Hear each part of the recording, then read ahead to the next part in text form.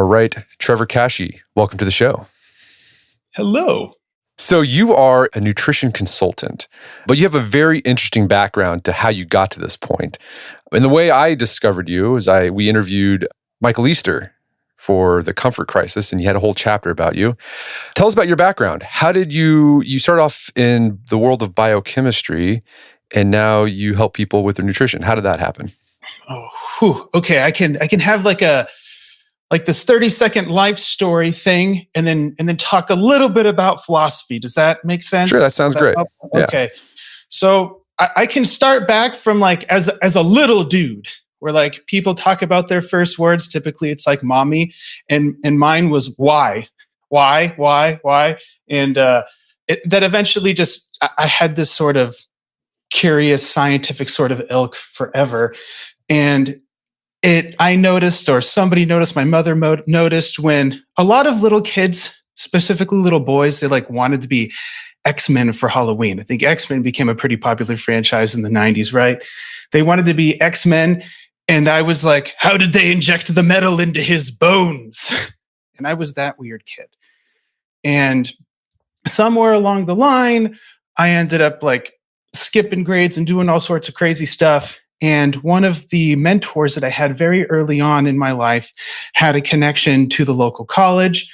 And in the local college, I got started at a very young age. And Professor Tui, my mentor there, had some friends over at Translational Genomics.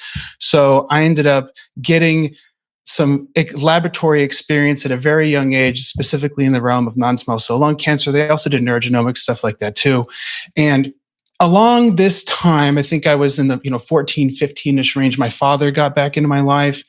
And my father had a big interest in fitness and bodybuilding, et cetera. And so I started combining my sort of obsessive scientific nature with the application of things like bodybuilding and strength sports with my father, because we had very few things to bond over. And that led to me doing like my first physique contest at age 15. And I really ended up enjoying that process since. And I ended up continuing on with my scientific ilk into graduate school. So I finished my first degree in biochemistry, and I started my doctoral degree in biochemistry, studying, for the most part, things like the oxidation reduction components of vitamin K. And during that time, I transitioned from bodybuilding over to strength sports. And because of the different sort of demand, different sport, wanted to try new things, et cetera. And what ended up happening, I did okay on the regional and national level for strength sports, and got involved in that community. And the background I had science-wise, as well as how I performed on the field, so to speak, ended up generating a lot of conversations with the other athletes. And that kind of started this whole process of how do we combine these two things to help people accomplish the things they want to accomplish. And it started in the athletic realm. And it ended up getting to a point to where the demands on my time grew greater than the time that I had. And so I regrettably ended up like having to distinguish between the people who wanted some advice by like, well, I guess this kind of became a business all on its own, I guess. And somewhere along that line, I ended up getting recruited by the Azerbaijani government and acted as a physiologist for them, for their fight sports, specifically for the Rio de Janeiro Olympics.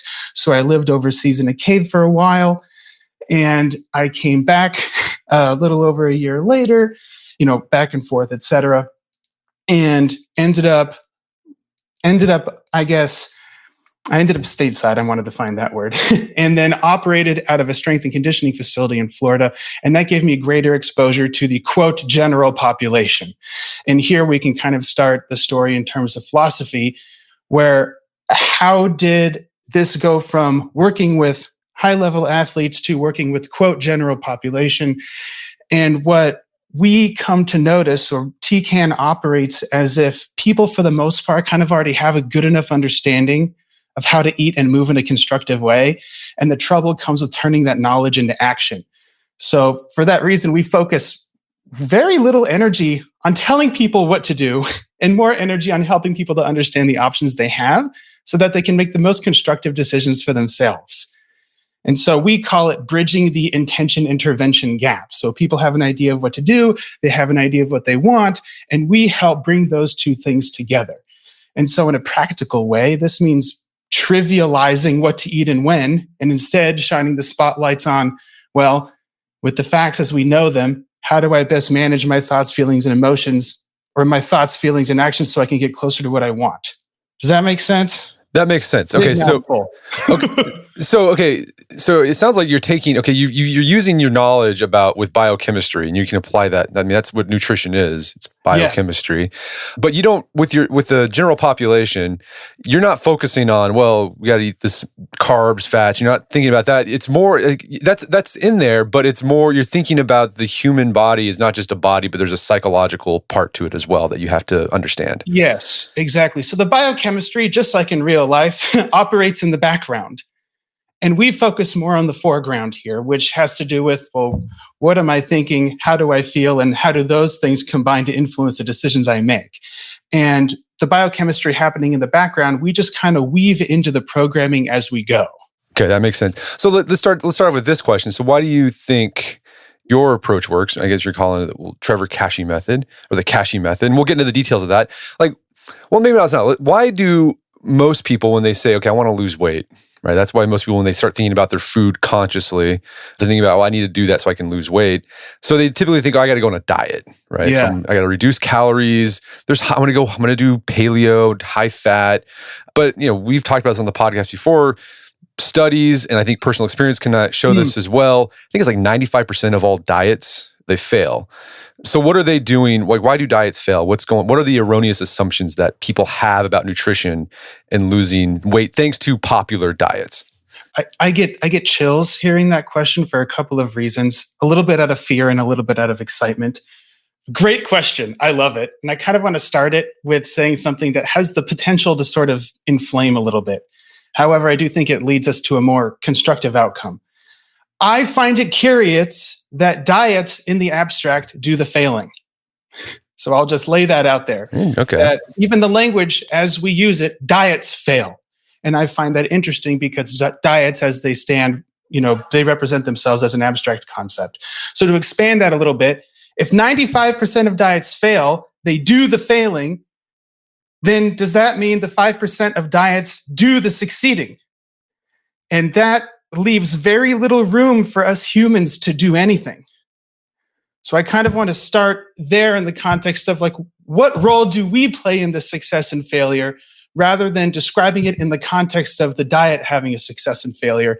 And by focusing on the role that we play, we have the largest chance of making a difference in the long term.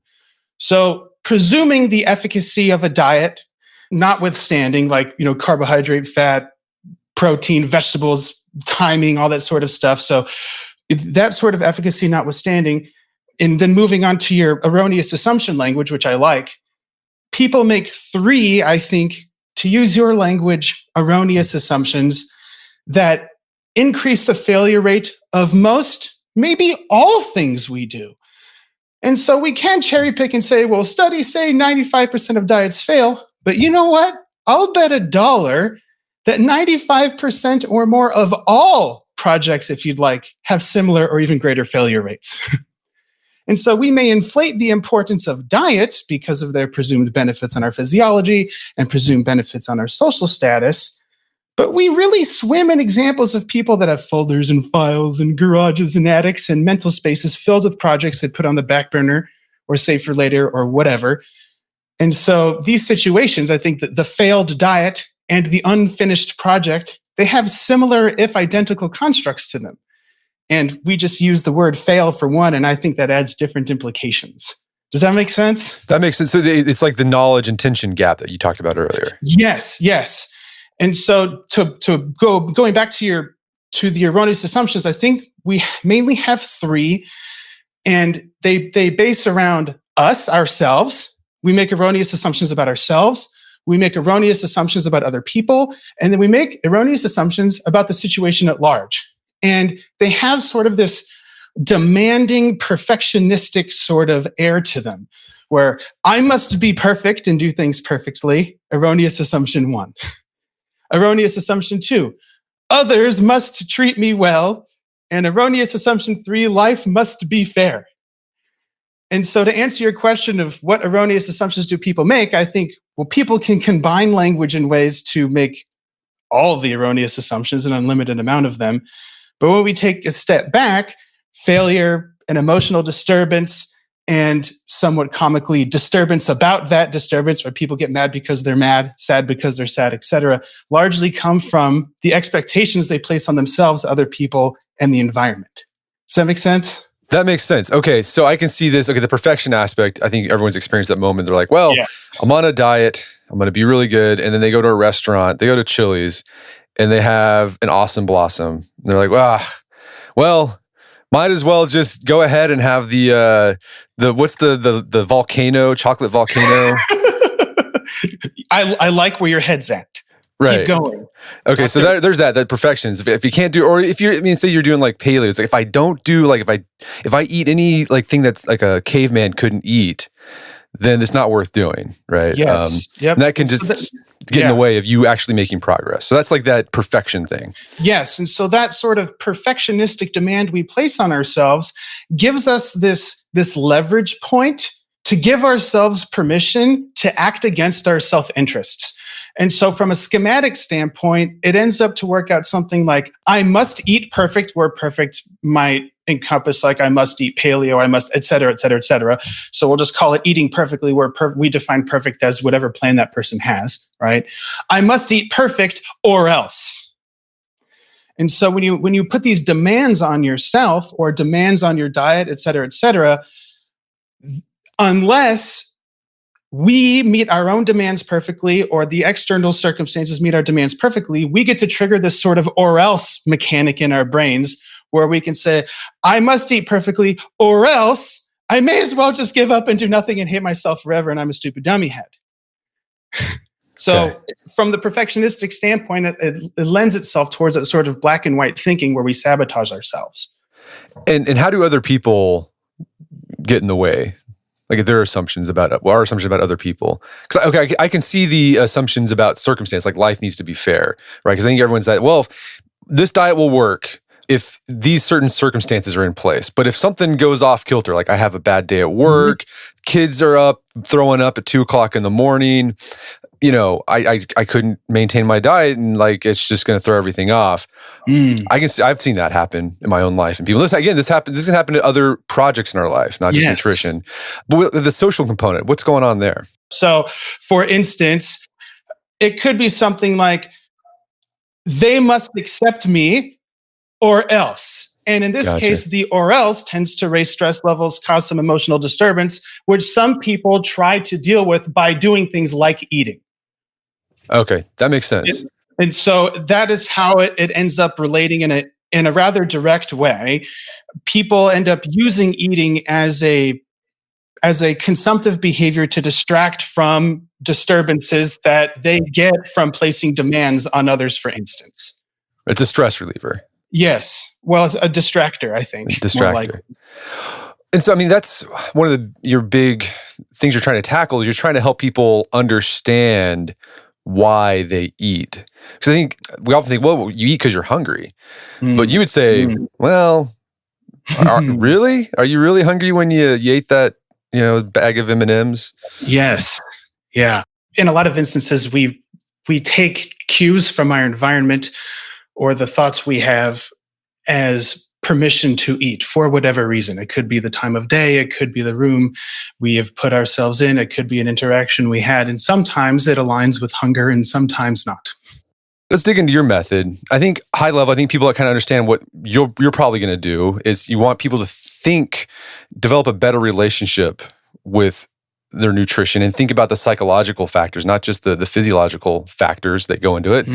And in this first part, when you take on a client, you start working with them, you go through this, there's a phase to it, there's a process. And this first part, you call it, the goal is to help your client develop food clarity. What do you mean by that? And what goes on during this phase when you first start working with somebody? So I use the term food clarity as sort of like front end language, so that when people look us up and they read about it, I have some terminology that people can kind of sink their teeth into a little bit. And in short, it really means that people make a lot of assumptions about what they do. And they make demands based off of those assumptions and can upset themselves or sabotage themselves when the results they get deviate from the demands they make. Okay, so that's a fancy way of saying, I'm eating so little, but I keep getting fatter. Therefore, I get to be mad, etc. And so when it comes to food clarity, I use that term to represent a whole manner of things. And in this context, it has to do with, well, what foods do I eat? When do I eat them? And how, if at all, does that impact the way that I think, how I feel, and what I do? And does it have necessarily a causal relationship? No, it more just serves to raise an awareness to what you currently do. And when you raise a real awareness to what you currently do, then you can make more informed decisions about what to do next. And so TKN positions themselves there to say, okay, we have gathered all of this information. How do we make the best use of it? And we call that first part food clarity, because one of the first things that we suggest people do, we suggest just keep track of the stuff you currently do. Because I think when a lot of people join programs or start diets or fitness or whatever, they just kind of jump right into whatever directions that the program gives them. They try and turn their life upside down and conform to whatever those rules are immediately. And I just, quite frankly, could give a damn about that stuff. I care more about what you do right now. Because if we have an operational understanding of what you do right now, well, then we can take what you currently do, stabilize that day to day, and now we have a baseline in which we can make some legitimate changes. Gotcha. So this basically is like you're going to start measuring what you actually eat, because a lot of people don't even know. Yes. They just sort of like when they take a serving of something, they don't know like how much is in that. Like they have no clue. Yeah. So I really, under most circumstances, could care less that you have to eat 3 ounces of spinach or 42 grams of peanut butter or whatever. I more care that you have an idea of what you currently do at this very moment, day to day, because then you could go, oh, that makes sense. Where do we go from here? Or I already know where to go from here, because now I have this information I can use to my advantage versus operating off of these assumptions. No, yeah, like measuring your food, I do that. And when I started doing it a couple years ago, one thing you learn right away is like you're surprised that your assumptions of what counts as a serving is completely off. And I'm sure this has happened with people. They're like, I don't eat that much. Like I had some toast with a serving of peanut butter. But it's like, have you actually seen what a serving of peanut butter is? Like what you think is a serving of peanut butter is not a serving of peanut butter. It's actually Prepare to feel insulted. It's really depressing to see what a serving of peanut butter is. Yeah. Yep. I agree.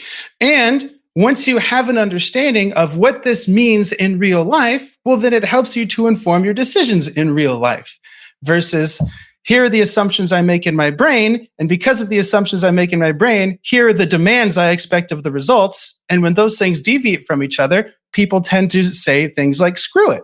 Right? Why bother? I can't stand it anymore.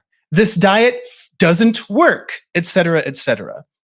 And what's interesting too, so in this point, you're not telling people to make any changes in their nutrition. You're just saying, just measure what you're actually eating. Yep. But there's a principle from psychology, I think it's called the Hawthorne effect, right? Yes. So tell us about the Hawthorne effect and how just measuring stuff can actually change behavior and just by just nature, just naturally. Okay. So if you could see me, you could see my steeple fingers like Mr. Burns. So I think how this happens matters less than it does happen. So I will just go out there and say that I care about the utility more than the mechanism at this point.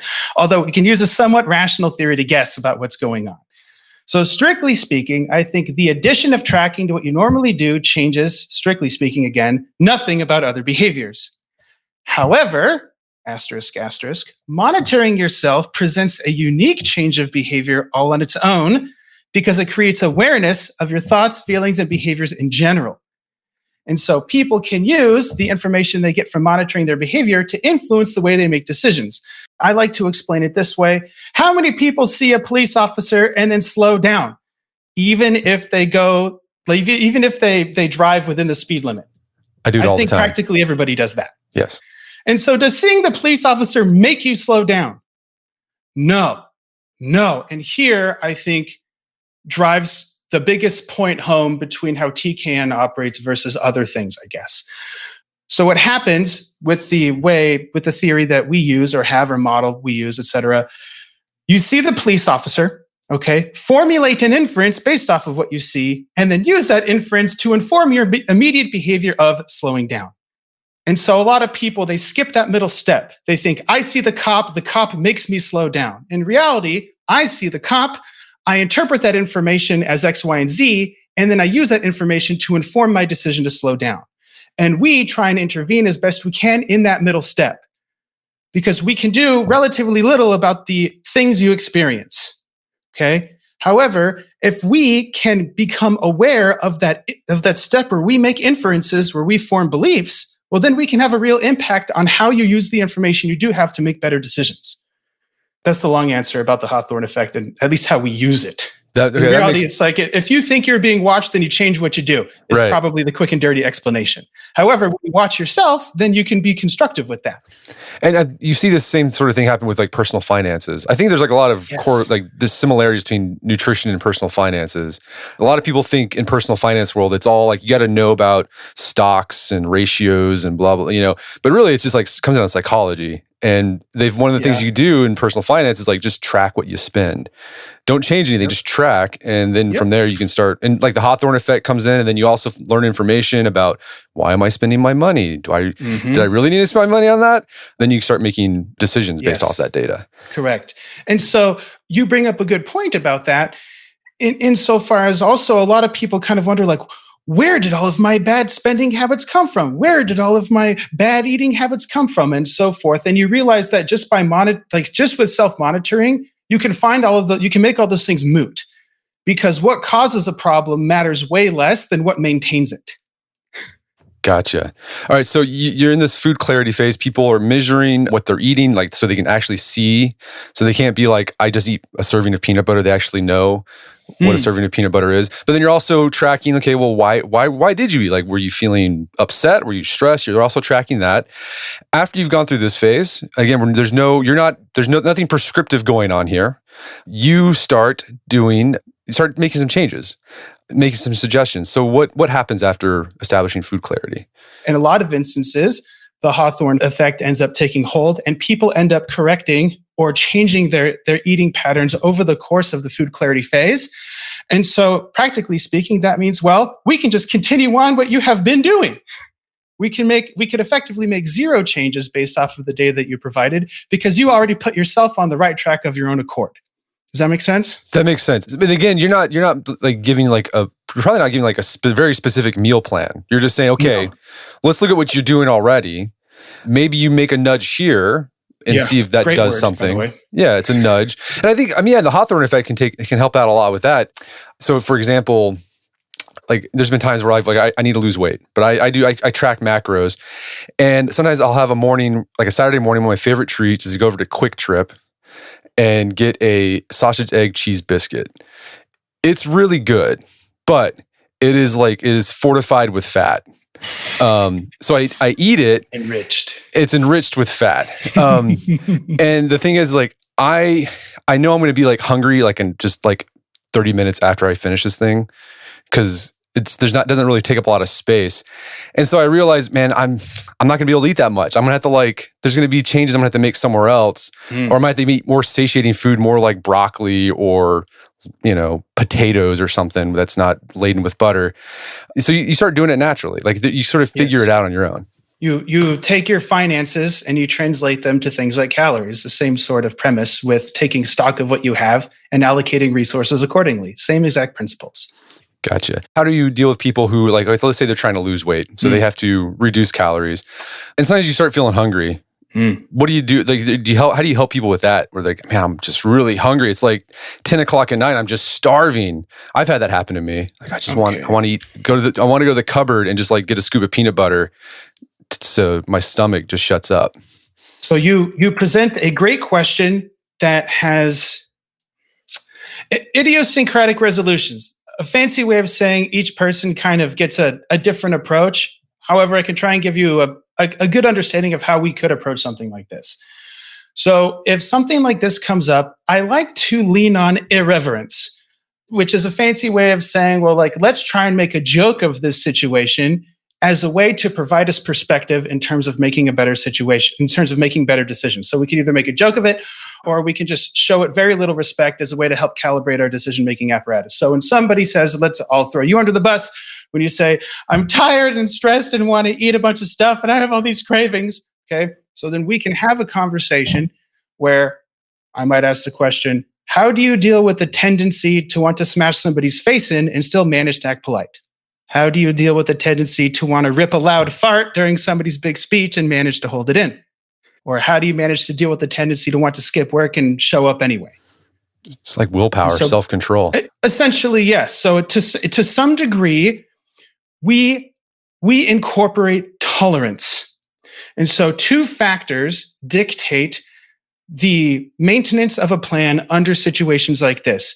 And the first, most important factor I consider tolerance, which operates exactly how it sounds. The ability or capacity to maintain composure when you feel stressed, okay? Which has trainability, which becomes a different conversation. However, so the most important thing in the moment becomes exhibiting tolerance to the situation, dealing with it for a short period of time so that you can make a rational decision, which means the second most important thing to consider in the grand scheme has to do with overcoming ambivalence. And so in other words, if you can manage your behavior in those other situations we just mentioned, in other contexts, which you do, then we already have sufficient evidence to suggest that you can continue to manage your behavior now in this situation. And so what happens is when people manage their behavior in those other situations, like keeping yourself from punching somebody in the mouth, right? You create this sort of compound argument in your head, which I then try and work with a person to get them to form out loud, where they state their preference and then compare that preference to the desired outcome. And then we use that to drive sensible decisions. So I would really like to rip a loud fart, and I know that would distract from the speech and potentially embarrass me and the other person, so I'll keep it in. And so you state your preference, recognize and tolerate your preference, and then compare that to the desired outcome. So in this case, the preference to sabotage yourself in some way, and you compare that to the desired outcome, and then you can make an informed decision. Do I want to continue on with this or not? Okay. Do I want to rip a loud fart and cause a scene? I would like to rip a loud fart, and I know I'd cause a scene. Do I want to continue to do this? No. And so for food, for instance, we can throw demandingness in here, which becomes easy when it comes to food, where someone might say, I must eat to live. Sure, okay. Therefore, I must eat whenever I feel like it or else. And here's where things start to get interesting. So a lot of people have cravings that get worse over time, or they intensify over time, especially as they continue on with diets, okay? Basically, a lot of times cravings coexist with ambivalence, and that ambivalence intensifies and protracts the craving. Essentially, wanting to eat a thing, just wanting to eat a thing presents a minor hassle anyone can deal with. If you want something and you realize it might hurt you, if you do it, then you move on with your life. However, if you start deliberating with yourself about whether you should do it or not, that ends up causing the problems. And so when people tend to label their issue as like an intense craving, I really think it presents itself more as a person prolonging their own misery by deliberating over what to do about the cravings. And so practically this means making a decision. And so decisions end up kind of obviating a lot of the problems people have associated with craving, because the cravings exist and get worse because people wonder and argue with themselves, do I give in or not? When you could just say no and move on. Does that make sense? That makes sense. All right. So like, let's say some people eat because they're just tired. That's their go-to. Say, well, no, I'm not going to do, don't debate it. And the same thing if you're feeling hunger. I mean, I guess you have to kind of be tolerant. Like, well, I'm going to be a little hungry. Like I'm going to feel some hunger pains at 10 o'clock at night. I can deal with that. Yeah. A great way of putting it. I have gathered enough evidence to know that I can deal with this mild hassle right now. All right. So you have to get comfortable with discomfort. Yeah. A little essentially, bit. yes. Yeah. Yeah. Okay, so this is what's happening like in this phase, and like this is what's happening in this phase 2 part. You're working with a client, you're helping them manage these issues that pop up, right? And figuring out like ways that they can deal with it, and consulting them and coaching them like, well, what do you really have to eat peanut butter when you're feeling really, really hungry? Well, maybe not. Maybe the hunger will, like, that's the thing you talk about too in a lot of your podcasts about the feelings. Like, feelings can be like not very trustworthy. And that's why sometimes like there's like a nutrition idea out there, intuitive eating, like just eat when you're hungry and stop when you're full. Sometimes like that's messed up. Like the feeling connection to your body is all out of whack. And so you might feel like you need to eat, but your body, you really don't. Yes. Eating intuitively and finding success with that presupposes a balanced psychoemotive state all the time. Right. Okay, because if, at least the way that I interpret the term, intuition, you can pretty much use synonymously with impulse. And so if somebody says impulsive eating, they know exactly what you mean, right? Right. However, if somebody says intuitive eating, that sounds fancier and different. However, intuition and impulse mean essentially the same thing. And so in a lot of instances, a lot of the clients that we have, I would consider recovering intuitive eaters, so to speak, because their intuitions effectively led them to me. And so we can make rational decisions with good information. Right. And I mean, a lot of what you're doing is you're kind of, I mean, in a way you're trying to retrain people like the intuition. So the intuition, because like it'd be nice to like, if you can just go on intuition, life's a lot easier, right? If you could just be, well, I feel like that. And it sounds like, you correct me if I'm wrong, like all the, this food clarity and then this, working with them on the second phase where you're trying to help them figure out, okay, what can you do when you have these issues? Like you're kind of retraining like an intuition. So it's actually based in reason. Exactly correct, my friend. Yes. Another interesting part. So you go through phase 1, phase 2, but there's a third part that I've heard you talk about where there's a part where you actually start increasing calories. Right? Say someone's trying to lose weight and they've lost weight. Then you're like, well, no, actually you're going to eat more food and you might lose more body fat. And that people might hear like, what? How does that work? What's going on there? Okay. So we can describe this in a few ways. However, a lot of it does have to do with food choice. So like you said earlier, like I really want to have this. I love Quick Trip, by the way. You did reference Quick Trip, right? I did. Yes, Quick Trip. I got one right. Just making sure that we have alignment on Quick Trip here. That all in all, from a food volume standpoint, that sandwich represents a morsel. In that you can take that 500, 600, 700 calories and turn it into a relative feast. And so over time, you make better decisions about food choices to get and stay satisfied with the food choices that you do make, which then ends up helping with things like cravings on the back end. Additionally, when you start to keep track of the amount of calories you consume, when we start adjusting a person down so that they may lose fat, we understand that essentially we all suck at measuring when we start. We understand that. And so we start the values relatively low, understanding that 99% of the time, people end up eating more than they report because their measurement skills could use some mastering. And so what ends up happening is that over time, even though we set the presumed calorie intake relatively low, knowing that a person will most likely overeat because of measurement error. However, we account for that overeating to still be beneath a person's maintenance level. Does that make sense? That makes sense, yes. So that means that as a person continues to improve their measurement skills, they actually, even though they might report the same amount of calories they consume, they start consuming fewer calories over time because their measurement error declines. Does that make sense? That makes sense, yes. Okay. Now, accounting for that, we can start actually increasing a person's calories over time. And this ends up happening functionally for a few reasons. One, that we can increase the calories over time within the confines of the person's maintenance which effectively means that you can eat 1 calorie under maintenance and still continue to lose fat, in theory. Okay. Okay. And so if a person gets better at measuring over time and we increase the amount of calories they consume over time, then that means in terms of what they report way more, and what they do eat ends up matching much closer to what they report.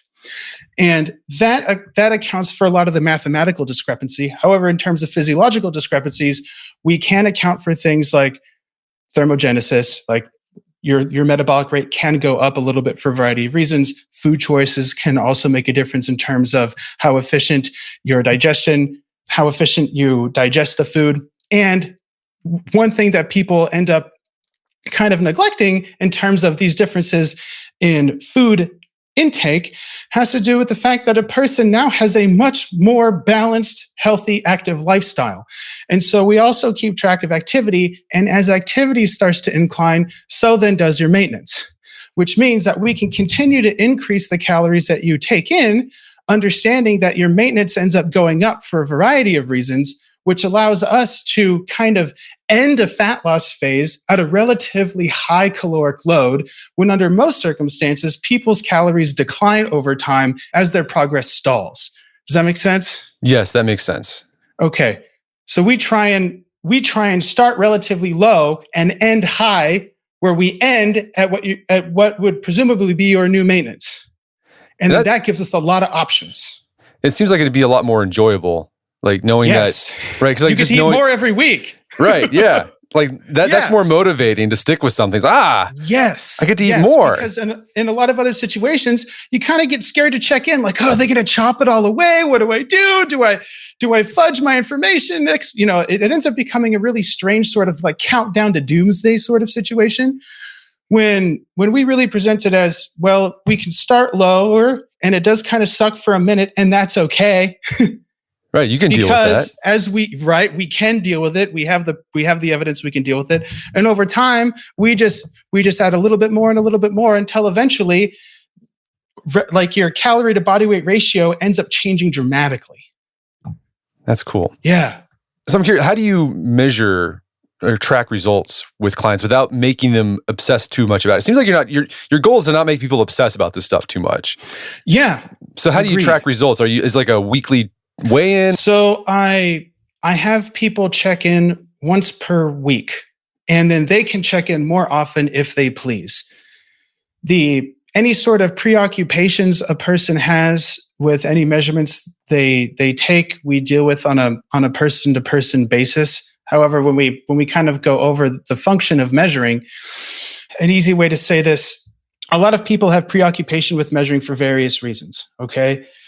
And for that reason, they end up opting for other possible programs, consultants, coaches, et cetera, that kind of offer a no tracking approach. Have you heard of something like this? Never. I guess no. Intuitive eating might be one. Yeah, that'd be one, sure. Okay. Or maybe measuring. And like the people get scared of a scale. Okay, I'll just use that as an example.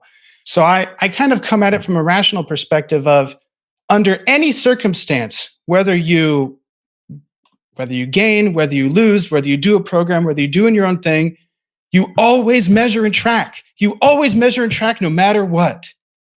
And so if you intend to measure and track, or rather, if you measure and track anyway, it makes the most sense to measure and track with the most accurate information possible. So how do I explain this in a way that makes sense? People measured before they started. They just measured in a different way. They measured using their eyeballs. They measured using their gut. They measured using their clothes. They measured with how they looked in the mirror. They measured with a cup. They measured with a spoon. They measured with their thumb. They measured with how good and how bad they felt. And under any circumstances, before, during, or after a program, you use some measurement system to help inform your decisions. Does that make sense? That makes sense, yes. And so if a person makes themselves crazy, if a person claims to make themselves crazy by virtue of measuring, it becomes a pretty straightforward conversation of, well, you measured before, you just measured in a different way, in a way that led you down a path that you had a problem with. And so if you measure regardless, because humans make decisions based off of the measurements they make, now the difference becomes, well, may as well use something more accurate and more precise relative to the other way I measured before. That makes sense. And I mean, how do you also deal with it? I mean, when you're working with a client and I think a lot of people, when they go with this expectation with any project, they think like success is going to be linear. Like it'll just like every week. But as we've talked about, the body is a complex, there's psychological components, there's physiological components going on. They're all working together. Your circumstances are constantly changing. So weight loss typically isn't linear. Correct. How do you help a client work through that? If they think they have this mindset, it's got to, if I'm not losing a pound a week, then something's wrong. Right. So the first aspect of that has to do with the person's demandingness. I must lose weight or else. And that or else allows a person to justify all sorts of wacky self-sabotaging behaviors that ultimately led them to us. And so having continuous check-ins with what sort of demands are we making of ourselves, we can help attenuate that sort of mindset of I must lose weight or else. So that, I think, accomplishes a big bulk of it, because what you reference essentially what I consider textbook form of demandingness. And that demandingness leads to all sorts of wacky behaviors and emotional upset. So we can address the demandingness from a philosophical side. And from a practical side, in terms of consulting, it means reinforcing and giving credit to actions instead of outcomes. And so it has less to do with, did I lose weight this week? And more to do with, did all the decisions I made this week make sense for what I wanted? And if that ends up checking out, then the weight loss or whatever ends up kind of happening as a side effect. And so we have this sort of mantra, a little bit on the front end, but mostly on the back end, that having what we want comes as a side effect of becoming the sort of person it takes to get it. And so we focus way more on the thoughts we have and the decisions we make rather than our outcomes, because we have influence over the thoughts we have and the decisions that we make. And with an operational understanding that outcomes will come over time, or that they are nonlinear or stochastic, whatever fancy word you want to use, it makes the most sense to perform the gut check every week and ask ourselves, of all the decisions I made, did I make decisions in a way that helped me become the person it takes? Does that make sense? No, that makes sense. And I've seen that not only in my nutrition, but like my weight training. There'll be some weeks where you're just like, 545 pounds just feels really light. It's like, wow. And then you go in the next week and you can't even pull 405 off the floor during your warm up. And you're like, what happened? But then, I have a coach. He's like, just do the training, do what you can. It'll be okay in the long term. And he's always right. Like, just if you do it, it'll be fine in the long term. Yeah. Yep. And so and in a lot of cases, it ends up, again, assessing a demand. Like, I must lift 545 or else I give myself permission to act poopy. Yeah. Well, the reality is that why you failed your lift, why you missed the lift, means very little in the real world relative to how I keep upsetting myself about missing a lift right now. Right. Because if I keep doing this, I may cause way more issues in the future. No, it's true. All right, so let's kind of recap here. So first part of this is, again, food clarity, like measuring what you actually, and you make a good point, like we're already measuring, even if you're not using a tablespoon or a scale, you're probably already measuring your food, eyeballing it. So instead of doing that, like get an actual idea, like know what you're actually going in your body. By doing that, you can start making changes naturally, just in that part. Yeah. But then eventually you'll want to make adjustments. So you want to lose weight, but you don't want to make drastic things where you're heavily, limiting yourself what you can eat. And then eventually you want to get to the point where you can actually start increasing calories because there's been changes in your activity level and your metabolism that you can actually consume more food, feel satiated, and still lose weight. But then along the way, it's managing the psychological component of nutrition. And I think the big takeaway there from listening to you is like, you're gonna have to be okay with being hungry. You can do it. It's gonna stink for a little bit, but that's okay. You have resources to overcome that. And that's okay. Yes. And that's okay. Exactly. Well, Trevor, this has been a great conversation. Where can people go to learn more about your work?